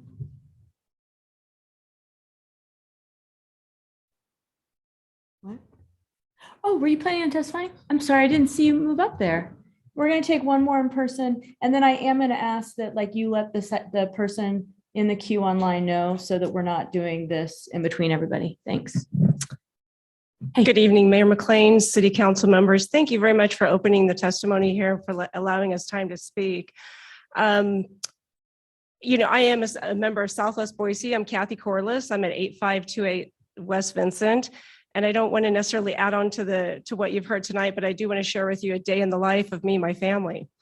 My family and I are very active. We love the foothills, we love the parks, and appreciate the hard work you've all done to preserve the parks that we have today. On an average Saturday in the summer, we take our bikes and we have to load them onto our truck. My husband with his back now has an electric bike, and let me tell you, that thing's heavy. And we have to drive across town to find a place where we can go get a workout, be it the Greenbelt or Whitewater Park. And that's a half hour of travel time because we're busy. We've grown as a city. There's a lot more people here. It's a half hour to get there. It's 15 minutes to unload those bikes, right? And then we start on our fun adventure of a half hour to an hour ride to come back to then load up those bikes again, and then to drive across town back to where we reside in Southwest Boise. It would be fantastic if we could all come together and start working on some pathways and some projects. And McGurdio Park is an excellent area for those to be at. There is a grave inequity of parks out there and open spaces, but it's not just open space, but open space that's useful, that we can walk and that we can bike, that we can take our lovely furry friends and go for a nice hike without having to spend 2 hours to get across town. So we need this. I urge council to think about not just the legal ramifications and what they can and what we should, but what is the right thing to do for us for now and for our kids in the future. We need the open space, we need parks, and we need to have that, like I said, for those future generations, and ease the burden of people having to clear across town to access pathways and safe areas where they can walk and bike. And I thank you for your consideration. Thanks, Kathy. All right, now looks like we've got Gary Richardson. Welcome, Gary. And then who's after Gary? That's it? Okay. All right. Go ahead, Gary. Gary, we can't hear you. I think either you're muted or you've just got the wrong audio. Sorry about that. Now can you hear me? Yes. I will say that when you move, you start to look like, I don't know, like a hologram or something. So I'm going to propose that you stay still while you speak to us if at all possible so we can see you. Okay, I'm real. My name is Gary Richardson. I live at 746 Santa Paula Court in Aldapi Heights, immediately adjacent to the Fort Boise Military Reserve, Boise's oldest and largest open space reserve. When we moved here in 1986, the reserve comprised 460 acres. It's now 734 acres as a result of the work of a coalition of many citizens. Gary, Yes. your audio isn't on. Diane, his audio's on. I promise we can hear Oh, him. okay, we can't hear it on the scan. Sorry, never mind. All right. Anyway, Go ahead, Gary. We're ready. it's been expanded to 734 acres from the work of a coalition of many citizens and enlightened city officials. In 1986, spurred by former Parks Commissioner Alice Dieter, a group of neighbors formed the Friends of Military Reserve to ensure the permanent protection of this reserve. Many of us were instrumental in forming the Boise Front Coalition of citizens and officials from many agencies to work with foothills property owners to protect and expand a system of trails and open space that eventually became the Ridge to Rivers system. We also worked with the Boise Water Company's development arm, many citizens, volunteers, and city officials to protect Hulls Gulch from development by creating Boise's second open space reserve. We helped create and pass the $10 million foothills levy that you, Mayor McLean, led, with results which resulted in the Ridge to Rivers system acquiring some $40 million worth of open space and trail easements across the Boise Front. I cite these accomplishments to acknowledge many decades of citizens and enlightened government efforts to permanently protect Boise's parks and open spaces.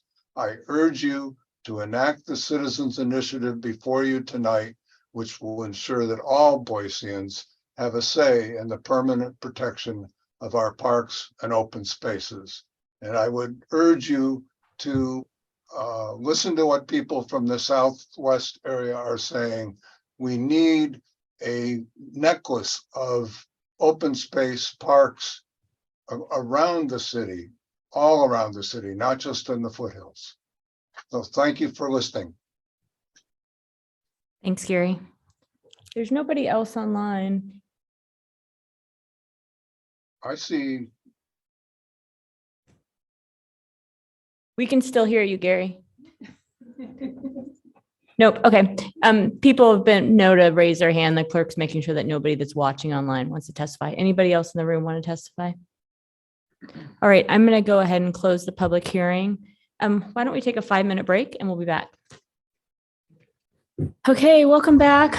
The public hearing's closed. So now I want to thank everybody for being here and for a couple of you that joined us online. But I'll put this before council for deliberation, motions, what have you. Madam Mayor, I had a clarifying question. Doesn't the neighborhood association or the Parks Association get to do some sort of recap on something like this? Because I know No, we've had rebuttals in the past. It's not like a development application. Okay. So it's different. It's a different kind of public hearing, like when we have an ordinance, say on like what we've had ordinances on like Airbnbs and stuff where we hear from the public and then it's before you all. Okay, so are you looking for a motion then at this point, or do we need to? Deliberation motion, yeah. I've got the mic. Madam Mayor, I'd like to make a motion. I move that ordinance 423 be approved. Second. We have a motion and a second discussion. Madam Mayor, just a point of order. Is it that we're approving the ordinance or is that the ordinance is moved to the first reading calendar? Oh, that's an ordinance. Yeah, that's a very good point. It is moved to, if we're approving this as an ordinance instead of sending it to ballot, if that's what the motion is, correct? Yeah, I mean, I take the cue from whatever the attorney says is where I'll take my cue. Yeah, no, but I just want to make sure that I understand your intent. You're not sending this to the ballot for an No, election. I am sending You're it to. You're proposing it be approved by council. Correct. So I would propose that you send it, what do we do in this instance? We can make a motion, Your Honor, to dispense with the reading rules, have it read in full by title, and have that, the normal motion that we would do to dispense with the reading rules. if we do that, it's read in full tonight and we pass it. Right? Okay. And then So that the motion can motion, follow. the motion would be to dispense. Well, here, why don't you say it and you can say so moved. Okay. Just a moment. If the seconder is all right with us. Probably will be. Probably. Madam Mayor, it would be moving to that further reading of ordinance number 4-23 be dispensed with, and the record reflect that it has been read in full for the third time following a single reading of the ordinance. So moved. Second. All right. Is there discussion? Yeah, Madam Mayor, I guess, is the maker of the motion. First of all, I'd like to thank everybody who came out tonight. It's this sort of citizen interaction that makes our democracy work. And that's why I think it's really important that we listen to citizen interaction first and foremost. I personally got a lot of letters on this, and there was lots of similar themes, many of them that were mentioned here tonight. But a couple of things that I think are really important. I think this has the capacity to shape what the city of Boise looks like for years to come, just like the Foothills Levy did 20 years ago. And I think we'll look back at this moment and realize that it was a seminal moment in how we preserve our city. I was an enthusiastic supporter of the deed restrictions for parks within the city, but I also understand that that didn't go far enough when it comes to parks outside of the city that are designated. And I think this ordinance will do so. And the other thing that I would say to my motion is that we know that government is a process, that we're going to learn from this. And I think it's important that we give citizens a voice on something that is really important to the reason that we live here. And that's the foothills, which are the canvas of our city, but also all the other areas of the city that deserve to be beautified as well. Madam Mayor, I seconded the motion for many of those same reasons.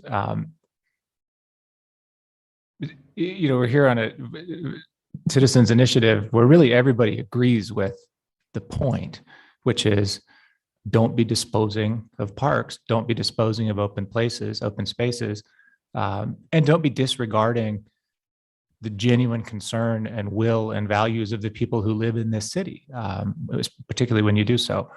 And so I seconded the motion because I very strongly believe that. I will say, like in transparency and clarity, I do think it needs to be amended and tweaked a little. I don't read the eminent domain provision quite the same way you do. I agree with the intent that you articulated. There's a few other little places where I think we might need to adjust it to make things administratively simpler on the city. But the point of the ordinance, we don't want the city, the parks are supposed to be the parks and they're supposed to stay the parks is something that we all agree with here. So how we may decide in the future to adjust this ordinance, I think remains to be seen from my perspective, but not with the intent of thwarting the purpose of it, which is to keep our open spaces open and to keep our parks. Madam Mayor. First, I just want to thank everyone who wrote us emails. I did not respond to all of them, and I apologize. There were a lot. And everyone who came out tonight and really kept this conversation respectful. It helps that everyone agrees. I mean, everyone in this room agrees that we need to protect our parks. We've taken steps as a city to do that. This takes it one step farther.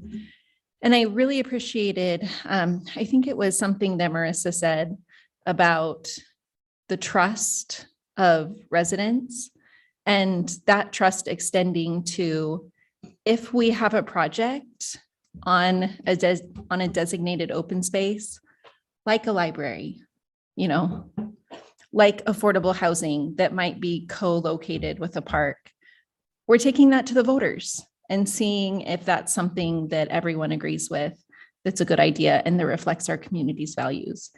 So I appreciate that option has been put out on the table tonight as, an acceptable path forward so that we can accomplish all of our city's priorities and also preserve all of the open spaces that we love so dearly. The other thing that came up a couple of times were pathways and pathway connections. We have an incredible pathways plan, and this all dovetails together with pathways connecting open spaces and hopefully creating bike paths all around the city so that people don't have to drive their bikes to the green belt and put out their back, lifting their e-bike into the back of their truck, because I've done that before. We don't want that. We want everyone to have really great access. And so thank you to everyone who went out and gathered signatures, who talked to residents. I know what that feels like. I've done that before. It's a lot of work. It's sometimes daunting. It's, it takes some guts to get out there and talk about what you care about. But I just really appreciate everyone, and I'll be supporting the motion. Thank you. I'll let Jimmy have the last word tonight. Great.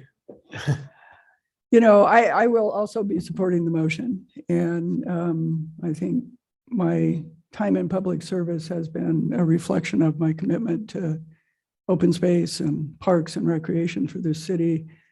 Before I was elected, I worked on the Whole Gulch Initiative. Most recently, I've been the champion for Molinar Park to make sure that it got done more quickly than it might have had somebody on council not taken it on as a project. I will say one other thing, though, about promises made and promises kept. Been on this council for a long time, and one of the promises that the city made, in addition to building parks in the southwest, was to bring infrastructure. And they did that at great expense. City has spent a lot of money on infrastructure, especially sewer. And in return for that, there was a promise that annexation would be on the table, and it turned out not to be. So here's what I have to say about that. Going forward, I hope all of us, myself included, recognize and embrace the fact that government is a two-way street. You can't just ask, you have to give. You guys have given a lot to get this initiative on the ballot, to get it here.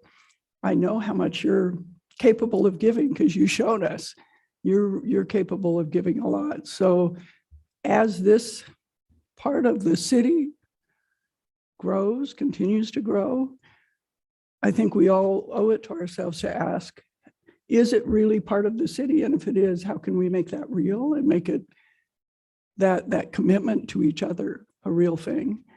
Because it's really hard to have a part of the city that's sort of in and sort of out. It's really hard for the city to make investment decisions in the same way. I've long thought that there's an incredible opportunity in the Southwest, in the deserts south of where it's developed today, to do the same kind of open space that we see in the foothills. If we're going to get to that, it's going to take a partnership with people who live out there and support of them in the same way that people in other parts of the city supported paying for the open space that exists to the north of the city. I think if it were to happen, it would cement Boise's place in this world of Western cities and what makes them special as the one that is really special. So what I see tonight is an initiative that's somewhat flawed in its minutia and some of the definitions, and probably will need to be adjusted to make sure that it works appropriately and can be administered appropriately. But I see the heart of the initiative is that we all love this place. We all love the space. We all love what it gives us, especially the recreational opportunities. And can we use this and the energy and the momentum that you all have created to take that the next step, and not just have open space and parks in one part of the city, but let's have it ring the entire city. That means it has to be an entire city to do that. So I hope I won't be here in this seat to make that happen, but I hope to see it happen. I hope to work on helping make that happen, because I envision something that is even more special than what we have today. And all of you have spoken eloquently about how special it is. Thank you. Madam Mayor. I can be pretty brief here. I'm definitely going to be supporting the motion, and I agree with everything that's been said by every council member that's up here. I appreciate all of you coming down and sharing what you're passionate about, which I think is making the city a better place for everyone. And I truly believe that all of the council members up here, share that same value for our city. I really appreciate a couple of the folks who brought forward some specific intentions on how we're using some of the wording, because I do think that that's important. And I think that most of us here can agree on what the intentions are, for this ordinance. And I think that council can agree that we want to honor those intentions as well. One of the things I appreciate about Councilmember Bajent is that he's pretty good at taking good ideas and sometimes strengthening them, making them better, figuring out things that maybe need to be changed or tweaked a little bit here, so that we truly do honor the intention of what you all are trying to do, while also making sure that we have clear expectations for everyone else of what the intention of this is trying to do.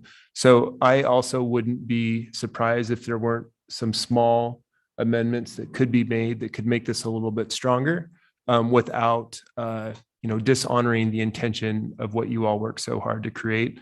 And I think that that's something that we can work on together as well. So be supporting the motion and appreciate everybody being part of this. Madam Mayor.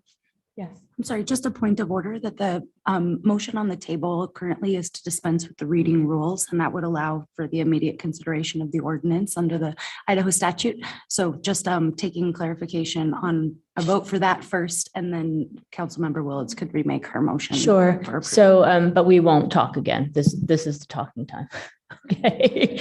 So we'll go ahead and finish comments, take the vote, and then after the reading, immediately make the second thing. I won't be voting, but I wanted to say a couple of things. It was really wonderful to have everybody here tonight. I appreciate you coming. And it was also reminded me so deeply and really viscerally about why it is that the people of Boise love this place that we call home and love the people that make this place home. And it's really odd, Katie, to be reminded of words that I spoke, on like such a happy day when I was in my early 20s. I'm working with you and Jim and Elaine and probably Lori and so many other people to protect our open space. And that was the start of so much of the work that I've done. But most importantly, the start of so much of the community that's been built around protecting this place that we call home. And it's why, whether it was on the Parks Board or then on council and now as mayor, we've really sought opportunities to create special places for our kids. And I could just imagine having run about, measure and collected signatures. I love the rabble rouser quote, Brian, and that's why I was laughing. So I was like, who said that? Because that's what it felt like at times when I was collecting signatures. It makes me value the process and the outcome that comes when citizens engage. And when we have a community of people that do that, I can just imagine, because I saw so many of you, the conversations that you had about this place that we love. And in times like this, where people go dark and negative and question intentions and seek to divide us, it's so important to find places where we agree and to come together at times like this to acknowledge that. So the simple act of having conversations in parks, at concerts, at soccer games, what have you, at the market, was a step that continues to strengthen the community that we have and the value that we all place on each other and on this place that we love. And it's why I'm super proud of the fact that together with this council, we've made it clear that we want every kid in this community to be able to walk to a park safely within 10 minutes. That's going to take a long time to get there, but that's what's guiding us as we seek to use open space funds to purchase future parkland on Shamrock, because it's open space for West Boise, and we'll continue to do that. It's why pathways are so important, because these two will become ways to connect people, to give us a spot to take a break, to commute more easily and more safely to work. When I think about Marissa biking all the way in, I'm always so impressed. To be able to commute more more safely, but also to provide places to connect and frankly play in linear ways. And to the gentleman that talked tonight about his daughter visiting, not having a run really close to Reidenbach Canal. And while we can't necessarily get Reidenbach Canal, there are lots of ditches, laterals, and drains that come off of Reidenbach that we've identified in those 112 miles that we want to set aside. So I think that the step in passing this tonight that the council seems to be taking is the right one. Really appreciate the history that Boiseans have, as Gary and Diane so well laid out when we could hear them both, of protecting these places that we love and then creating spaces for those that come alongside us as new residents. We call them Boiseans. We don't tell them to go elsewhere. They are Boiseans, to help us protect the next thing for our kids and their kids and the kids that will come after. So I think this is a great step. And it is one of those things, as Councilmember Willett said, that we'll look back on and recognize that there might need to be some tweaks. But it was another time that Boiseans said, okay, our intent, even as council has intentionally and authentically intended to protect places, regardless of what some folks might have said with regard to intentions, it was real to put deed restrictions on those places. We did that. Residents have done this. We'll continue to do what Boiseans do, which is seek what we protect next together, and we build community and protect places part of that. So thank you all very much. And with that, clerk, will you please read the ordinance and we'll consider it read in full. Clegg. Oh, yeah, we need a vote. A vote to read, yep. Clegg. Yes. Halliburton. Yes. Willetts. Yes. Whittings. Yes. Bajent. Yes. All in favor, motion carries. ORD 4-23, an ordinance adopting an initiative's ordinance language, creating a new Article D in Boise City Code Title 7, Chapter 7, providing a statement of purpose and definitions, providing for a citywide public vote to ascertain the public's interest in any city plan to sell, trade, dispose of, transfer, gift, or change the use of any city park or open space in excess of 5% of its land area, setting forth that a majority vote of city qualified electors must approve a city park or open space project of a certain scope as a prerequisite to determine whether it is in the public's interest, providing an exception for eminent domain, setting forth a severability clause, providing for a waiver of the reading rules, approving a summary of the ordinance, and providing an effective date. Madam Mayor, I move that ordinance 4-23 be approved. Second. We have a motion and a second. Clerk, will you call the roll? Clegg. Yes. Halliburton. Yes. Willetts. Yes. Whittings. Yes. Bajent. Yes. All in favor, motion carries.